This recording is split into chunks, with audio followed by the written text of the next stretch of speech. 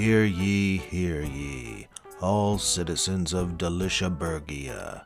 It is I, the Duke of Dunsberger, and I hereby proclaim that ye shall go unto thine empirical eatery nearest thyself with post-haste, and dine upon thine regal refreshments, be they the most vaunted curly tots, hand-cut and fried thrice in accordance with my royal decree for the crispiest tots in the realm, the finger-licking and surprisingly convincing cultivated meat product that goes into every double dunce deluxe we serve, or the majestic milkshake, individually whipped for that old-fashioned creamy texture, the thickest shakes in the kingdom. And for a very limited time, you can try the cheesy pleaser crot dog, half croissant, half hot dog, all cheesy pleaser. And remember, if you pay with Dunce Coin, you can order off the secret menu and have your cheesy pleaser crot dog savage style. It's my favorite. Take it from the Duke, you'll be royally satisfied.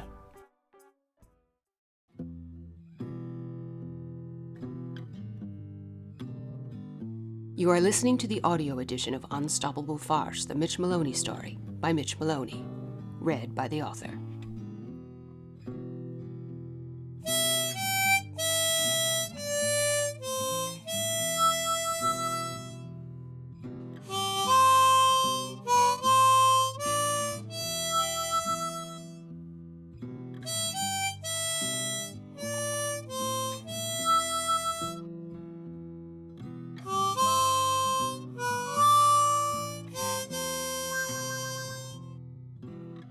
Chapter 19.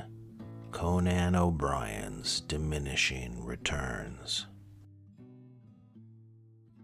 Now, I don't claim to be an expert on many subjects. I've got my black belt in Komedo Defendu, and some people say I play a mean mouth organ, and that's about it. Of course, I'm also considered by many to be perhaps the greatest stand-up comedian of this or any generation. So there's that.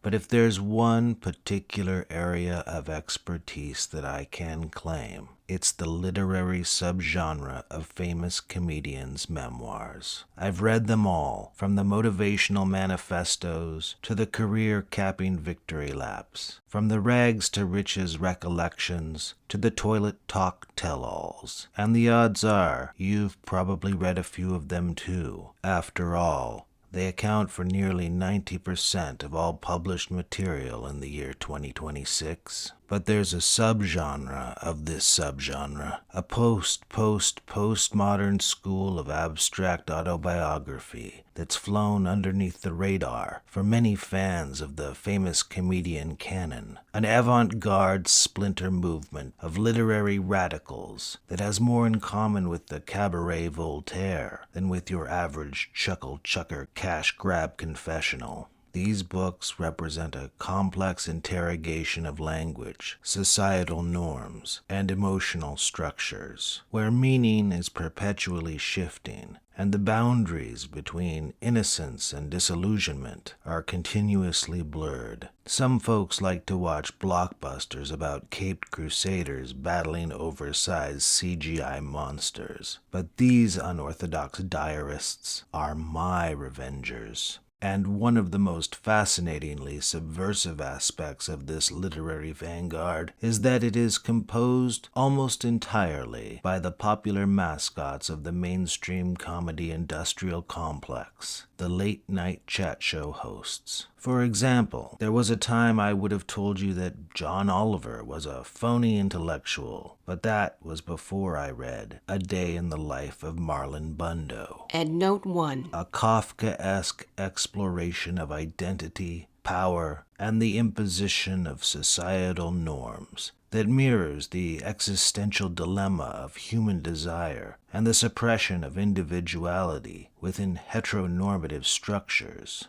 A book he wrote under the authorial alter ego of the anthropomorphized doppelganger protagonist of the tale being told, a technique near and dear to my own shtick.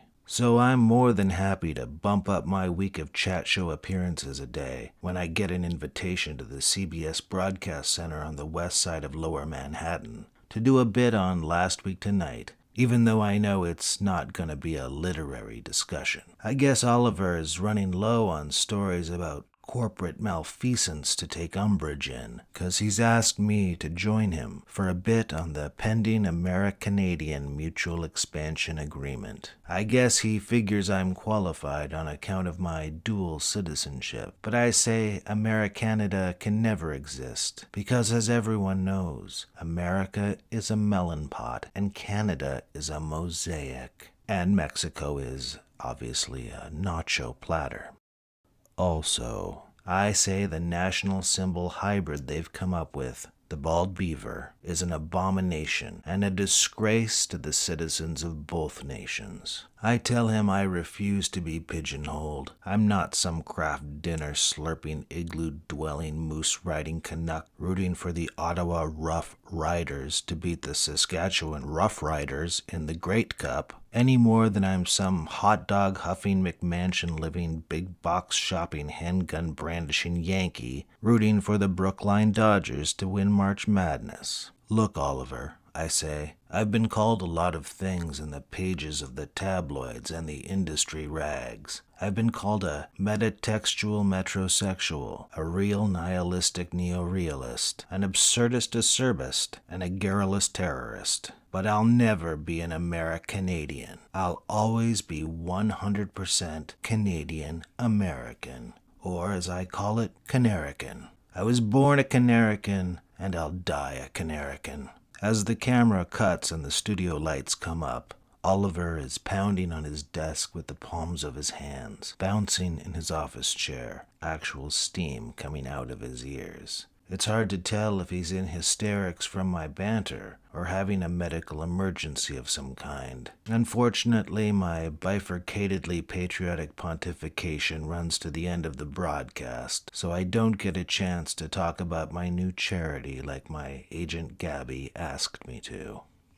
On Monday, it's back to 30 Rockefeller Plaza, Studio 6B, to chat with James T. Fallon, who most people know as a softball celeb fluffer and sponsor-friendly rib tickler, but he's also the visionary behind Your Child's First Word Will Be Dada. Endnote 2. A radical commentary on the nature of meaning itself. While not referencing Duchamp or Zara directly, the book's lack of conventional narrative structure might be seen as an attempt to return to a primal form of expression, the inner spirit of anti-establishment expression, where meaning is fluid, subjective, and always in the process of becoming, where the answer to any provocation is Dada.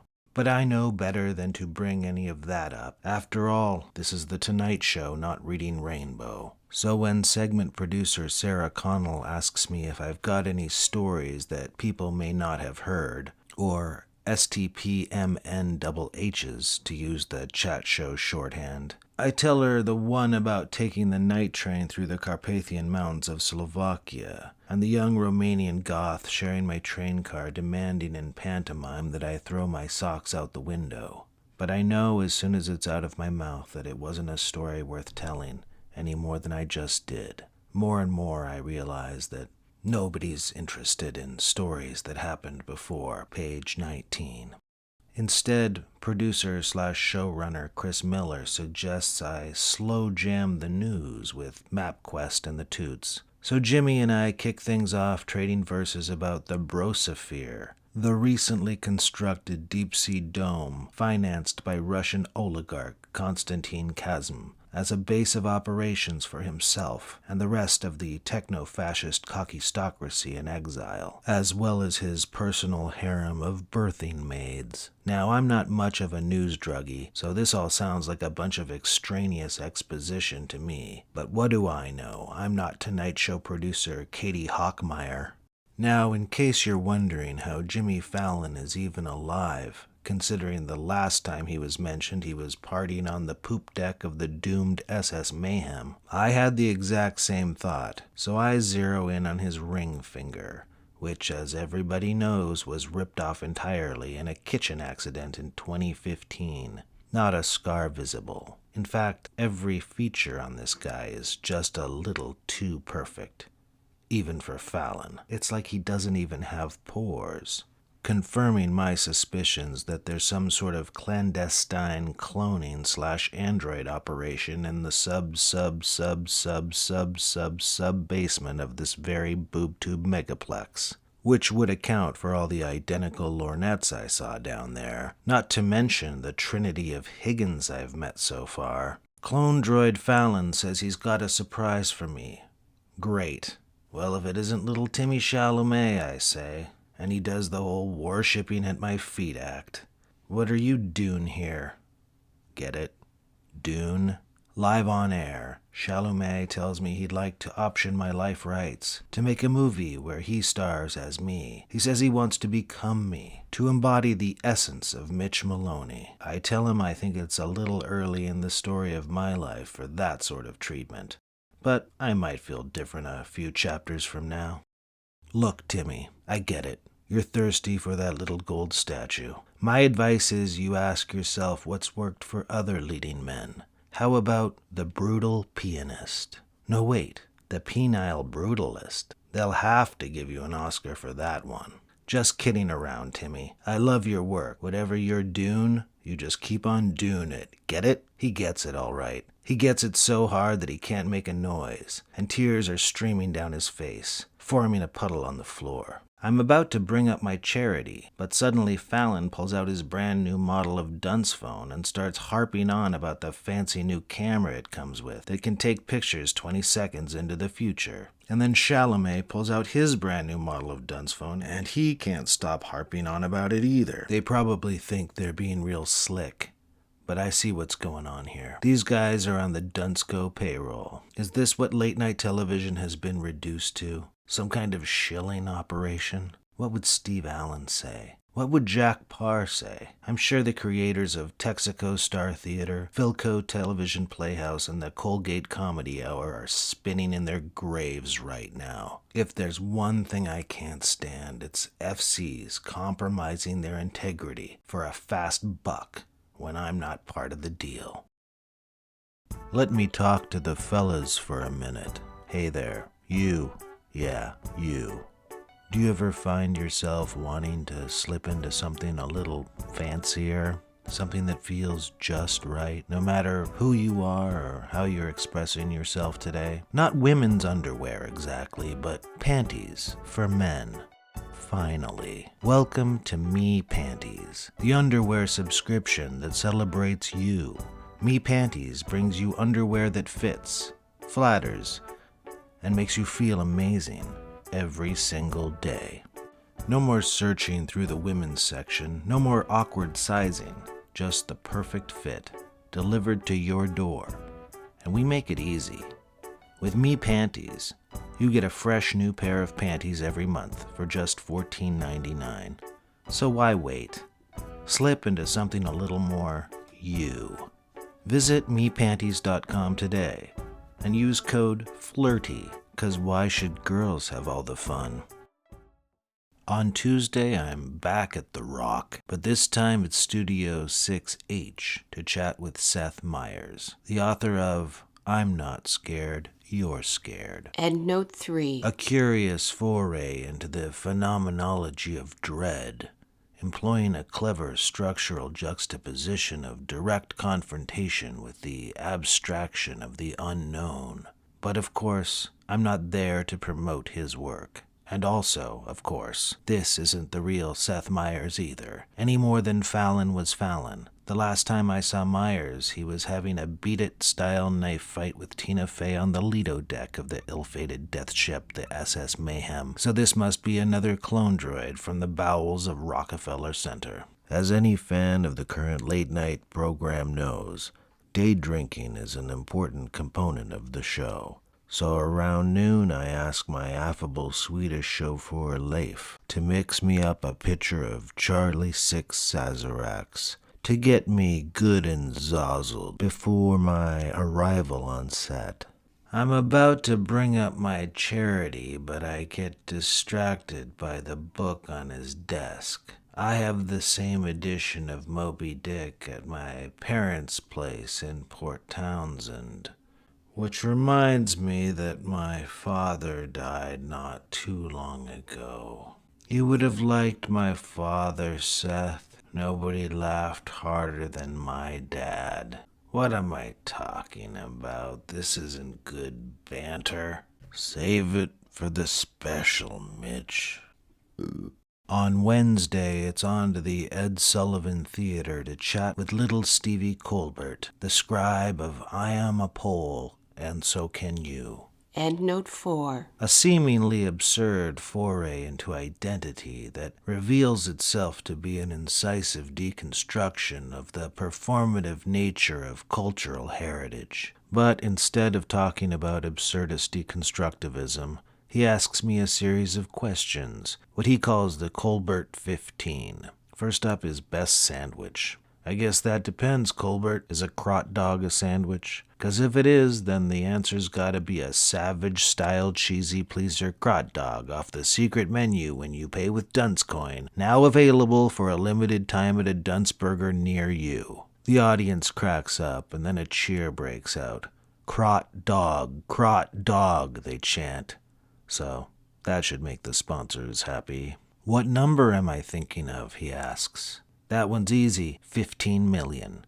Your annual salary. That's right, he says. You chat show chumps are all the same. Describe the rest of your life in 5 words. Relentless, powerful, boundless, inevitable, unstoppable. Sounds like you're talking about the Grim Reaper, he says. I'm trying to steer the conversation towards my charity, which I figured he'd be really into because I'd heard that he considered himself a devout catholic. But instead of that... Mitch, I just need to cut in for a sec.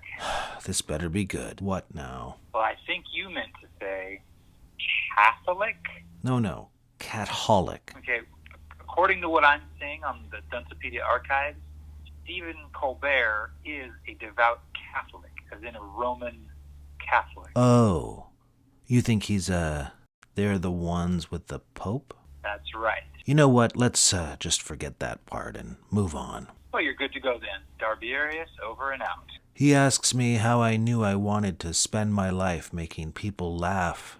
I tell him about Jolly Jack, the drunken sailor automaton I mentioned way back in Chapter 1. I'm about to explain how my father would give me a whole roll of quarters to feed into the antique machine, and we would just laugh together until we couldn't breathe. But Colbert jumps back in so he can do his whole wistful and wise shtick. He lowers his glasses, juts his eyebrow in my direction, and says, "Those were the stories that stayed with you, that meant something, even if you were too small to understand why." And I'm like, yeah, nice, great, whatever. And he tells me he's quoting J.R.R.R. Tolkien's from The Two Towers. Oh yeah? How about this one, Colbert? Beware the beast man, for he is the devil's pawn. He kills for sport or lust or greed. Yea, he will murder his brother to possess his brother's land. Let him not breed in great numbers, for he will make a desert of his home and yours. Shun him, for he is the harbinger of death. Colbert leans in, real excited. I don't think I know it, he says. Is it from an early draft of the Valaquenta, the second book of the Silmarillion? I look him dead in the eyes and say, actually, that's the 29th scroll, 6th verse, from beneath the planet of the apes, you poda dummy. I tell him no one gives a grumpy about magical earrings from the middle of the earth anymore, except for ankle-biters and Italian heads of state. Let it go already, Colbert. Let go of the loader and get with the poda. Enough already with the wizards and the hobbits and the killer whales. To my knowledge, there are no whales in Tolkien's, says Colbert. Sure there are. I saw one of them movies and it was full of orcas. I gotta hand it to him. Colbert maintains his composure better than Oliver or Fallon, but I can tell that inside he's dying. He leans across the table and arches the other eyebrow. And get this. He asks, how does it feel when people compare me to Seinfeld? How dare you, I say. Observational comedy has failed us. Seinfeldianism will vanish and shrink. I'm bigger than Seinfeld now. There's a shocked gasp from the audience. I decide to take my exit, which is a shame because I didn't get to mention my new charity. And also, it would have been nice to meet the next guest, Madam Vice President Ocasio-Cortez. On Thursday, after a quick flight back to Lipstick City, it's over to the El Capitan Entertainment Center to chat with the affably strident Jameson Bartholomew Kimmel, the scribe behind The Serious Goose. Endnote 5. A subversive commentary on the human tendency to engage in controlled emotional performance. But there'll be no highbrow conversation about outsider primitivistic textuality tonight. Instead, he challenges me to a joke-off. Those of you who aren't in show business might not know about this, but there's nothing a couple of FCs like more than to joke each other off. It's part of the business, and that's just how it is. And I'm as amenable to a little mutual joking off as anybody. Here's how it works. Jimmy jokes off while I watch, and then I joke off while Jimmy watches, and before you know it, we're both rolling on the floor, exhausted from all the joking off. Unfortunately, I get so distracted by the two-man joke-off that I once again neglect to mention my charity.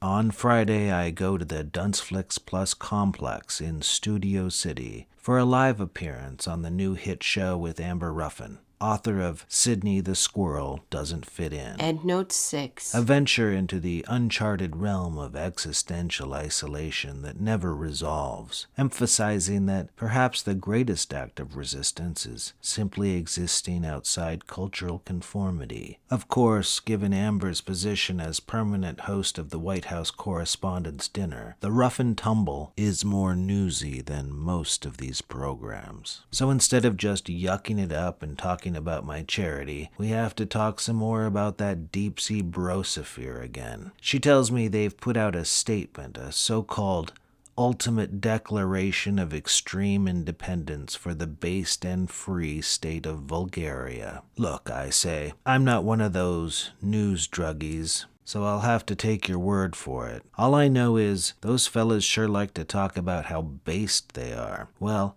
as long as their base is at the bottom of the ocean, I don't see the problem. I guess this is what they call toxic max stupidity. Amber high-tens me and then does an ecstatic bumblebee dance all around the stage. When she calms down, I'm about to mention my charity, but she's got some more exposition business to get in. She tells me Jay Johnston has been declared the Generalissimo, and Konstantin Kazim has declared himself the Tsar of Bulgaria. Jay Johnston?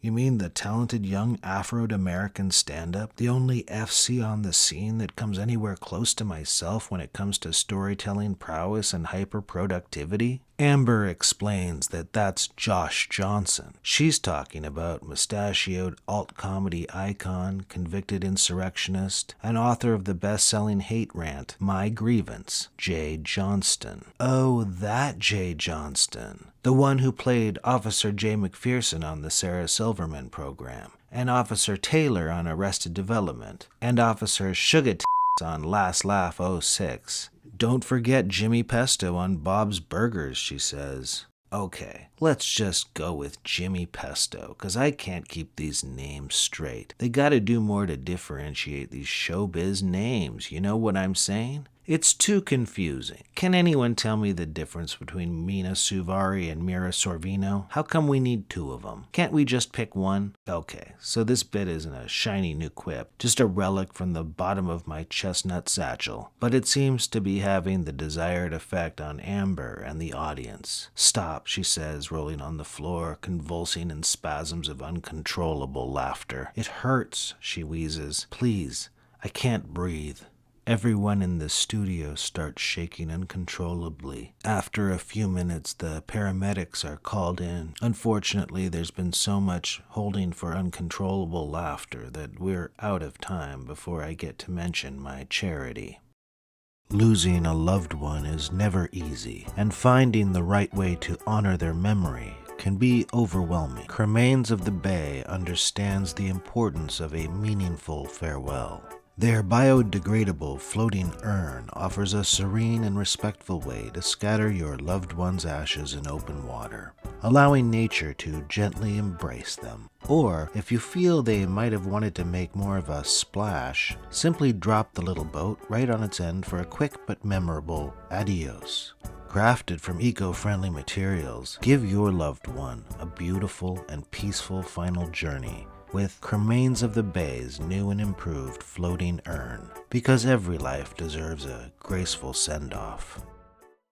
That completes the media blitz as outlined by my agent Gabby, but on Saturday I decided to go a little rogue when I dropped by a cramped studio in the basement of the Weather Channel in Pasadena to meet and pay tribute to the once great chat show host, Conan O'Brien, who just so happens to be the writer of Floyd the Flamingo Who Couldn't Stop Dancing. Endnotes 7. An existential critique of the relentless pursuit of self-expression in a world governed by rigid expectations. As soon as I'm introduced, before I can get derailed, I say, let me quickly mention my new charity, Conan. I wanted to use my fame and wealth to make this world a better place. So I decided to found an organization to raise awareness about an issue that has been on my radar since I started doing stand-up, and that is the harm caused by telling jokes about raping cats. Not the cat-on-cat variety, which I understand is pretty much the norm, but human-on-cat rape jokes. You see, Conan, the problem with jokes about people raping cats is, once the idea even gets uttered, it's in your head, and all you can do is picture it or puzzle over how it would even be possible and what sorts of positions or acts might be involved. I'm 100% for free speech. I just want to raise awareness of people telling jokes about this subject that's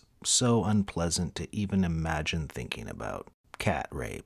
Which is why I'm proud to announce my new charity, the Can We Please Not Anymore with the Cat Rape Jokes Already Foundation. Conan says, as a comedian, how could I want to prohibit speech? Hold on, I never said anything about censorship. I'm just saying, can we please not already? Didn't Steve Martin have a bit about stooping a cat on side B of Let's Get Small? And Norm had a chunk on bestiality, right? Isn't that what got him in hot water at the University of Iowa? You know what? I was just kidding around about that. I gotta come up with something else fast or my agent Gabby is gonna kill me. I'm starting a new charity, Conan, and thank you for giving me this platform to talk about it, because this is something near and dear to my heart. My new charity organization is to raise awareness. Come on, Mitch, come up with something. To raise awareness about suicidal ideation. You've heard about that, right? People fantasizing about offing themselves. We gotta be more sensitive about their boring narcissistic fantasies. I'll call it End It Now. Let's pull the trigger on making people stop thinking about jumping off a bridge, for instance, or a painless drug overdose or something like that. You ever get that, Conan? Suicidal ideation? As a matter of fact, he says, I think I'm experiencing that right now. He puts his hand over the mic. Why are you doing this to me? Are you trying to ruin this show? First cat rape and now this? Classic Conan, feigning indignation for a little side chuckle. I know what you mean, Conan. Doesn't it seem sometime that death is just something you could give or take and it wouldn't make much difference? Death is a lot like lunch, I say. I don't want to eat, but I could eat. The 6 or 7 people in the studio audience all crack up. Suddenly the hot lights go dark and the automated cameras power down. A production android wheels itself over towards us. Okay, you got me. That's not my joke. That one belongs to a chucker named Durian I saw a few years back. I thought it was obscure enough that I could get away with it. Clearly, I underestimated the joke thievery prevention department at the Weather Channel. Tell you what, why don't we try a take 2, and this time I'll switch it up. I could say, it's not that I want to eat a bag of cheesy pleasers, but I could eat a bag of cheesy pleasers. That's solid, right? At least we can claim jokeable deniability if it's cheesy pleasers, right? But the production android explains the joke's got nothing to do with it. The Weather Channel has switched over to wall-to-wall coverage of an unfolding emergency situation, so we'll just have to wait to see if that story resolves and we can get back to the live broadcast. The production android then wheels itself over to the small stand of bleachers and explains the situation to the studio audience. Slowly, the half-dozen disappointed spectators gather their things and shuffle out. "Where did it all go wrong?" asks Conan aloud, but to nobody in particular. "What was the moment? Was it when I decided to get out of the podcasting business and then flee into the woods to live among the creatures of the forest?" "It was you." He turns to me, suddenly full of fury. "It was the phenomenon of Mitch Maloney. That first record you put out, Live at the Lavender Shallot. As soon as I heard that, what was I supposed to do? It was so obvious that I was obsolete, irrelevant, exposed as the fraud I'd always been." He's weeping openly. "Who knows what might have been if I hadn't been blown off course by your success? Maybe I would be hosting the Oscars or being honored by President Buttigieg at the Kennedy Center. Why couldn't that have been me?" He turns to his long-serving loyal lieutenant. "The only reason I'm alive at all is because of Andy. When I was living off of squirrel meat and treacle in a cave in West Virginia, Andy found me and coaxed me out with Turkish pastries and an offer from the Weather Channel. And I was foolish enough to think the world wanted the return of Conan O'Brien." He trails off again, overwhelmed by conflicting emotions. "Thank you, Andy. You were the only one that believed in me." "No problem, Conan," says Andy without feeling. He's gape-jawed gazing at the video monitor hanging from the ceiling where the breaking news banner flashes across the screen.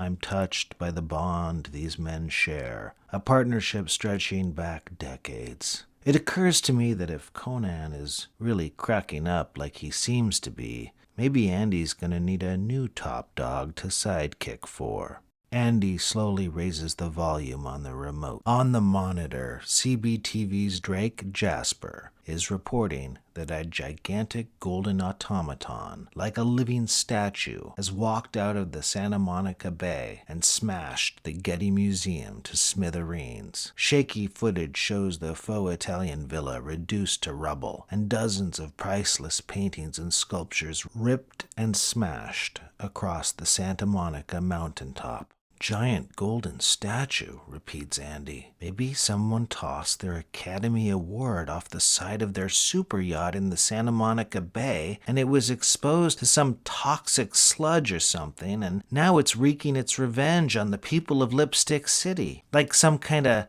kaiju." "Gesundheit," I tell him. Drake Jasper throws it to correspondent Villy Manilli, who's reporting live from the CBTV telecopter, trailing the massive figure as it stamps its way up to Rodeo Drive, flattening palm trees and Dunsla Cyper buggies alike. The lumbering giant is now in range of the television cameras, although not quite in focus. The sight of it is ringing a bell in my noggin. From the shaky footage, it looks a whole lot like the same giant gold-plated statue I saw at the gathering of the Q Uggalos, right down to the sculpted pompadour, only that one ended up a big pile of scrap metal at the base of Stone Mountain. That ain't no overgrown Oscar, I tell Andy. Drake Jasper says they've received a statement from the Brososphere. It says simply, "Let vulgarity reign." The newscopter follows what they're now calling the Statue of Vulgarity up Sunset Boulevard, past the Laugh Store and the Comedy Factory, until it gets to the handprint-embellished sidewalk in front of the world-famous Grauman's Chinese Theater,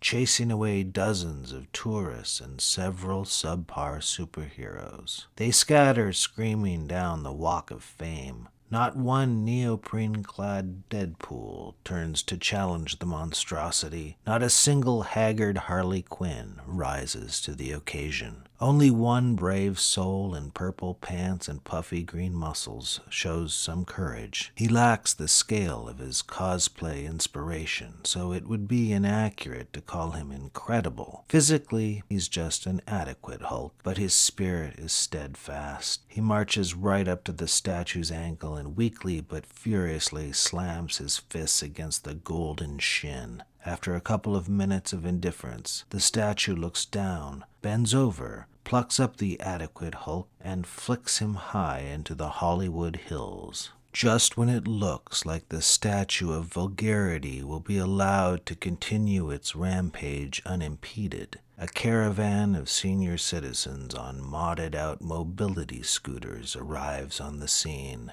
Their Thunderdome chic in crudely constructed armor and animal pelts, and they appear to be riffing on bass guitars, saxophones, and synthesizers as they circle the statue like a shiver of sharks. What is this? Some kind of gang of geriatric jazz rock fusion musicians or something? That isn't just any gang of geriatric jazz rock fusion musicians, says Andy. That's the world's most dangerous band. Indeed, the past their prime players seem to be assaulting the behemoth with their funky rhythms, as well as an assortment of throwing axes, harpoon guns, and Molotov cocktails. In the middle of the elderly armada is an up-armored golf cart, in which a bald guy wearing a wraparound mirrored visor laughs maniacally as he fires artillery rockets from a customized double-decker keyboard. The golden statue stumbles a bit as the missiles dimple its lower haunches, but it recovers, kicks away the attackers, and continues its march up into the Lipstick City hills, leaving most of the motorized musicians beaten, bruised, and in need of a top-notch moped repairman. A flash of electricity lights up Sunset Boulevard, as suddenly a big hole opens up in the sky like a portal from some other dimension or something, and out of it fly 6 glowing black triangular objects, just like the ones from the end of Chapter 17. A set of bay doors in the belly of each craft drops open, and 6 figures, suspended in glowing shafts of light, are lowered to the ground. Andy couldn't be more excited. He describes the costume vigilantes to me like a second grader showing off his Matchbox car collection. The one on the unicycle with the rose-colored goggles and the thumbs-up emoji on his chest is Captain Come On. He uses his mystical ring to flatter his enemies into submission. The one in the red cape, he explains, making the elaborate hand gestures, is the Spellbinder. He has the ability to warp the fabric of space-time with his mysterious amulet. He also speaks fluent Elvish for some reason. The one in the chainmail with the crescent moon emblem on his chest is the Late Knight. He wields his sword of justice to strike terror into the hearts of hecklers and social conservatives, who he says are a superstitious and cowardly lot. The one with the flamethrower is the Incinerator. Unfortunately, there's a permanent burn ban in the state of California now, so the Incinerator is in more of a support position. The one with the colorful plumage is the apoplectic Putekiteki. He has a satchel full of plaques and trophies that he hurls at wrongdoers. The one in the red pantsuit with the enchanted crossbow is the Scarlet Sarcastress. The word on the street is that they asked her to join because of DEI. You know what that means? Asks Andy. Sure I do. It means she definitely earned it. I knew the Strike Force 6 wouldn't let us down, says Andy. Hold on. You're telling me that's the Strike Force 6? I was supposed to meet up with those guys, but then my agent booked me on all of these chat shows instead.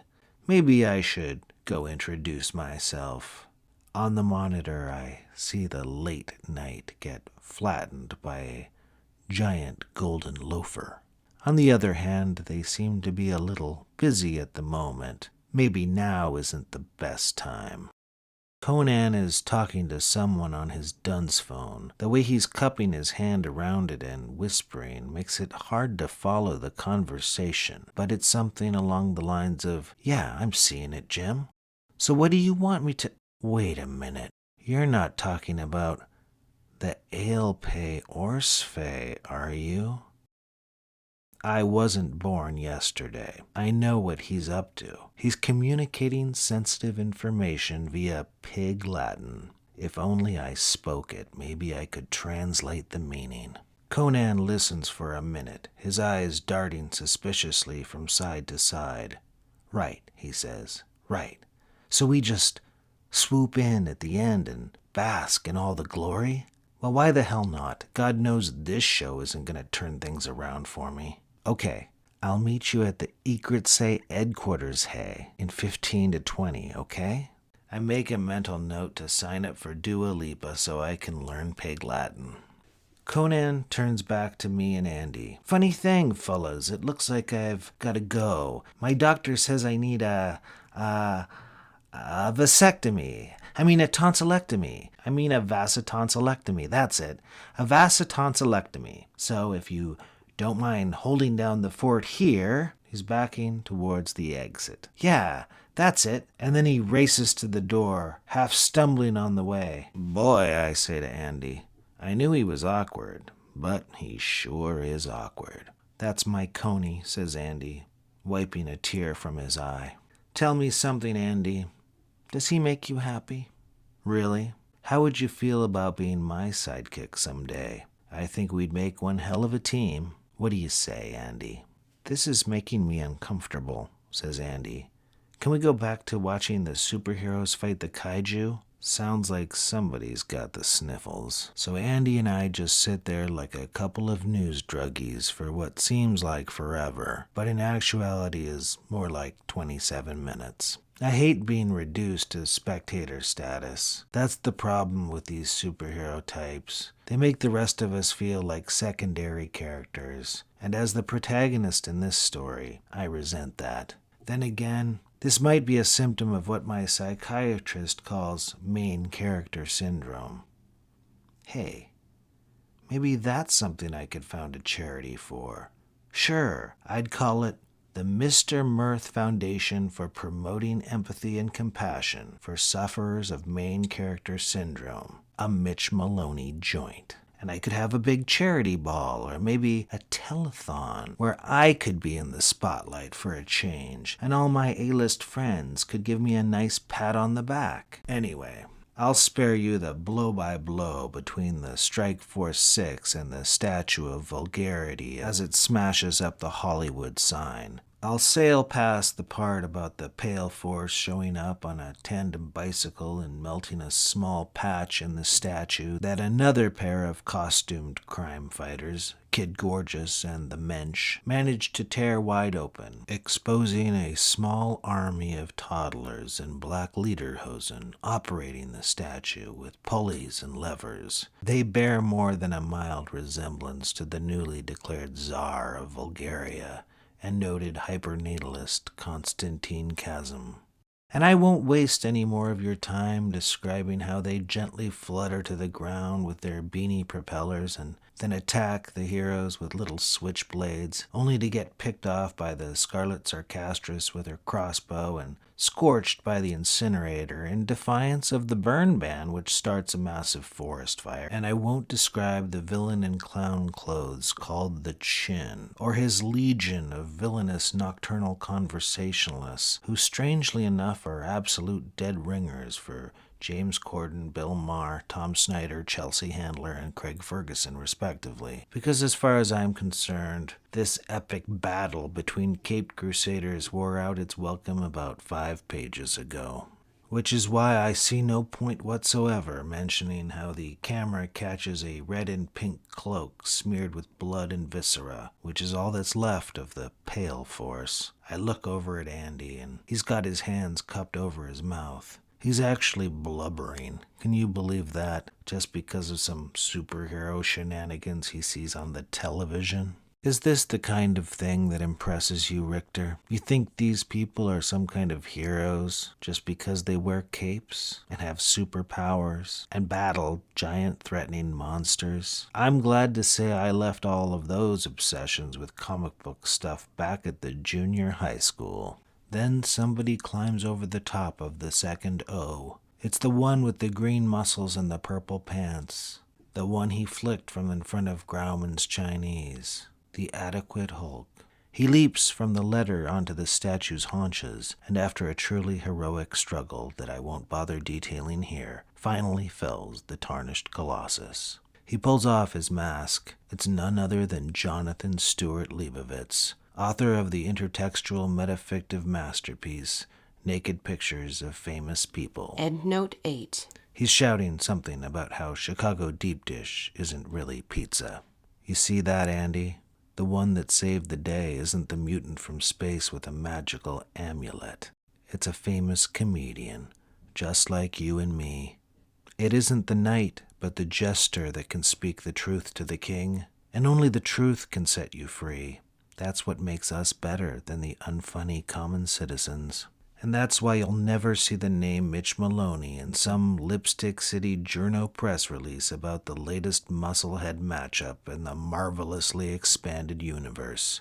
Integrity is what it's all about, Andy.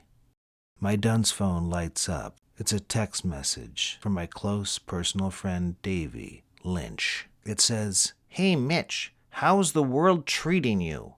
Ever since you encouraged me to quit smoking cigarettes, I've been feeling peachy keen. It's like the fog has finally cleared. And here's the real kicker. Guess what? They've asked me if I'd be interested in rebooting the Batman franchise. No, I'm not kidding. It's happening. It's real. Can you even imagine?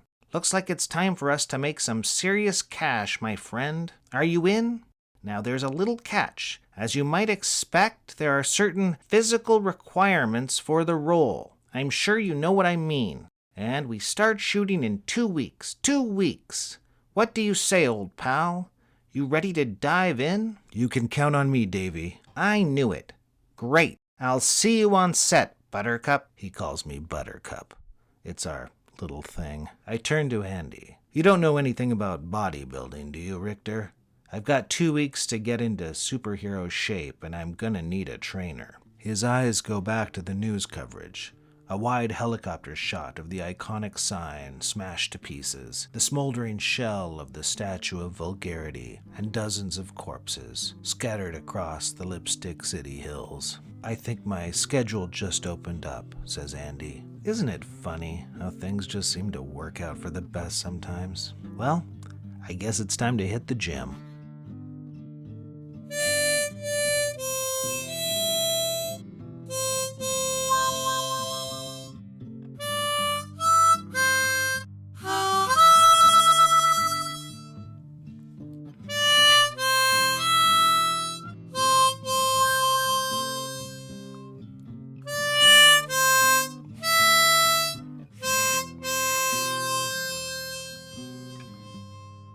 This audio edition of Unstoppable Farce, the Mitch Maloney story, was made possible by the Seventh Reformed Church of Latter-day Witnesses, the Bleepers.